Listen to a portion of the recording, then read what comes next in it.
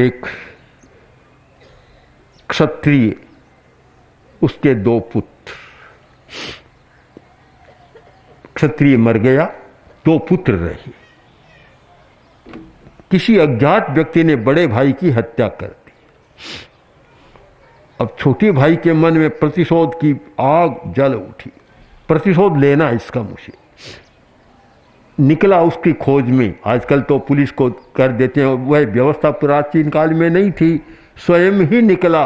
वो संकल्प कर लिया कि जब तक भाई के हत्यारे को नहीं मारूंगा तब तक घर में नहीं रहूंगा। 12 वर्ष तक घूमता रहा। आखिर पकड़ लिया। पकड़कर माँ के पास लाया और माँ के सामने लाकर बोला, माँ ये मेरे भाई का हत्यारा है, अब यह तलवार तुम्हारे सामने इसका गला काट दूंगा।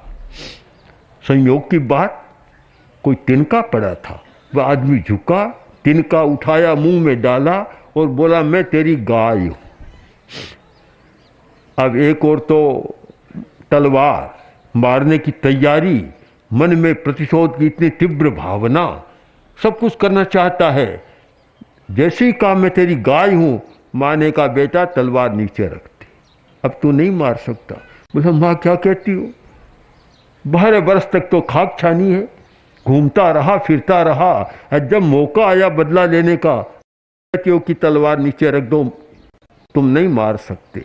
माँ ये क्या? माँ बोली, बेटा क्षत्रिय का धर्म है, क्षत्रिय कभी गाय की हत्या नहीं करता। तेरी गाय बन गई, अब तू इसकी हत्या नहीं कर सकता। प्रतिशोध की आग बुझ गई, एकदम शांत हो गई।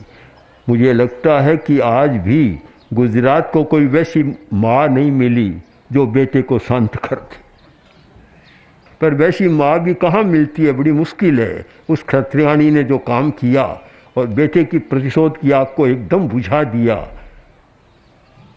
प्रतिशोध की भी एक सीमा होती है, उसके बिना सारी सामाजिक व्यवस्था, आर्थिक व्यवस्था गड़बड़ा जाती है। कारण कि यह उपशम नहीं है। उपशम तो हम समण परंपरा के हैं। 3 समण के 3 अर्थ हैं। श्रम, पहला तो श्रम, प्राकृत का शब्द, इसके 3 शब्द बन जाते हैं। श्रम करो, आलसी मत रहो, तपस्या करो, सुख सुविधावादी मत बनो कोरे।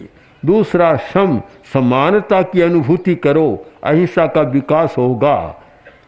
और तीसरा शम, उपशम की साधना करो, उपशम का अभ्यास करो, जिससे समाज शांति के साथ रह सके। मैं मानता हूँ इन 3 शब्दों पर मनन करने वाला व्यक्ति, इन 3 शब्दों पर मनन करने वाला समाज एक आदर्श समाज बन सकता है।